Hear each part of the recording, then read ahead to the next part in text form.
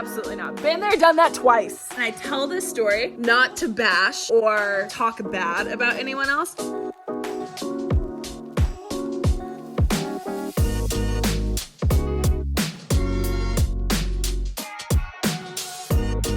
morning. Time to get up, boo-boo. All of my extra journals are up in that box that I need to get down.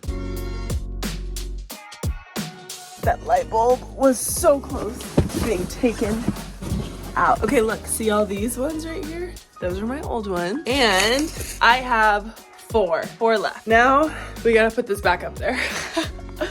Okay, let's attempt to do this again.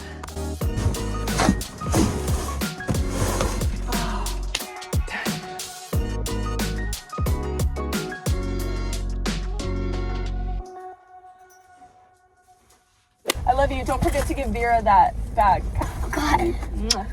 Okay, Bradley wanted to get to school early because she won the track meet. She won the 100 and the 50 meter run. She is like on the announcements today or something, and she's really excited for it, and it's so cute. So now I'm going to teach, and because we had an earlier morning, I am going to do my breath work and journaling in the car, which I normally do most Thursdays anyway, just because of timing, and I have like a little bit of, quote, layover time in between school drop-off and teaching. So cheers to that.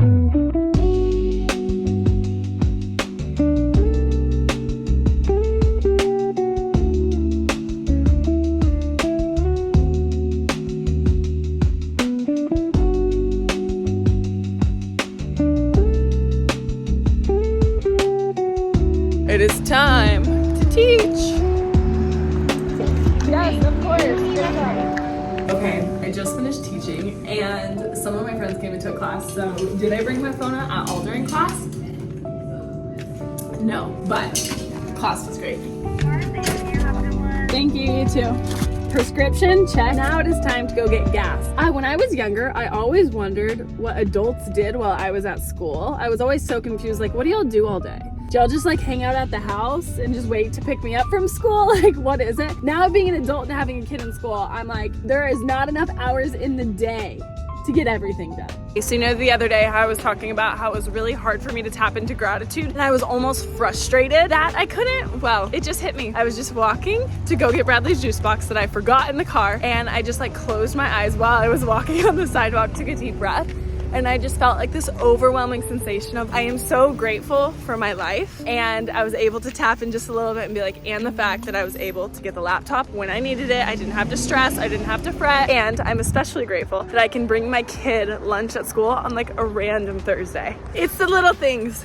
It's the little things. I am about to film a breathwork video, and oh my gosh, when I was driving today, a Lennon Stella song came on, and the last time that girl dropped an album was like 2018, and oh my gosh, it hit. I forgot how much I loved her voice, and it came on and I was like, clicked the song, clicked the album, played the entire album. It is so good. And then she disappeared. She used to be on that TV show Nashville, and that's where I originally found her. And then she dropped an album 2019, had like 3 or 4 one-off singles that went big with like collabed with other people, and then she disappeared.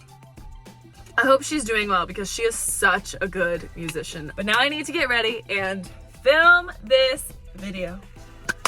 Let's go.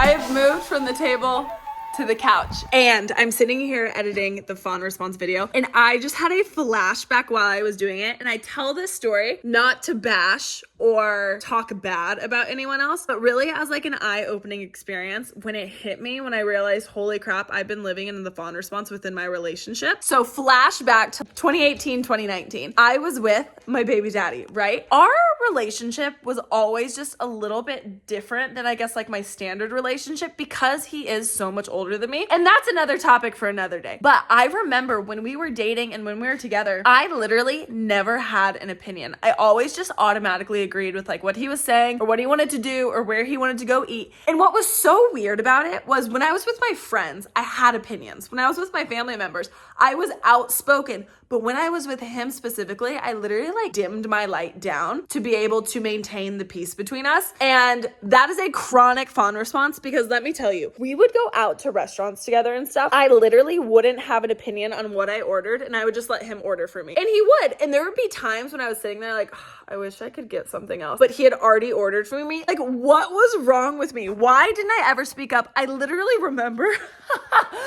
I remember this one time. This is so embarrassing. Oh my gosh. We went to dinner and we drove separately and we met up at this restaurant, right? And we ate dinner. I think he ordered me like a salad and like I had a few bites of like whatever he ordered. And dinner was over, kumbaya. He was going home and I was going to my house. But I was still hungry after the dinner. When he left, I literally walked back into the mall that we were at, went to a different restaurant and sat down and ate by myself because I was still hungry. That is insane. The fact that I didn't ever like speak up for myself or say, hey, I actually want this. Like, what? Who was I? I was a very different person back then. But I think a big part of that was like this age difference and me viewing him as like an elder and like I needed to respect and like he knew better than me. Looking back, hindsight's 2020, baby. Only I know what is best for me, and that is a hill I will die on. This is wild too. I actually lost one of my best friends over that concept because she believed something different than me. And granted, there were a lot of different things that added up into our relationship ending, but that was one of the pieces of it, was someone else claiming that they knew what I needed more than myself.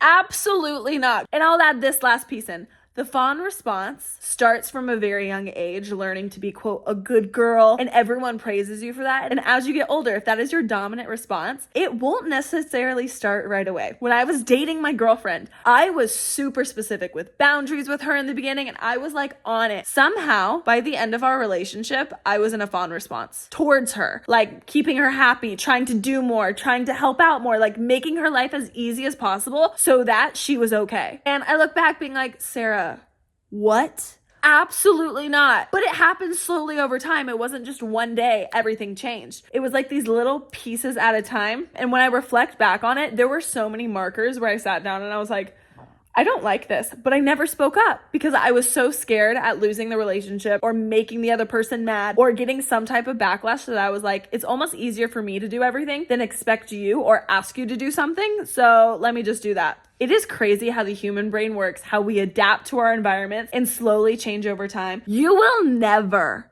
and I mean never, catch me in an active fawn response with another partner ever again. I will be in the ground before that ever happens. Absolutely not. Been there, done that twice. Woo! No, never again. Okay, rant over. For legal purposes, I do not hold any animosity, anger, or hate or judgment towards my baby daddy or my ex-girlfriend. They were simply doing the best they could at the time with the tools they had. I wish them nothing but success in love and life. Thank you. Back to the video. These sunsets and sunrises the last couple days have been so beautiful. I have to show you. Look at how insanely beautiful this is. Like, are you kidding me? Oh my gosh. I love nature. Look at the sky. There's like a pink hue to it. Obsessed.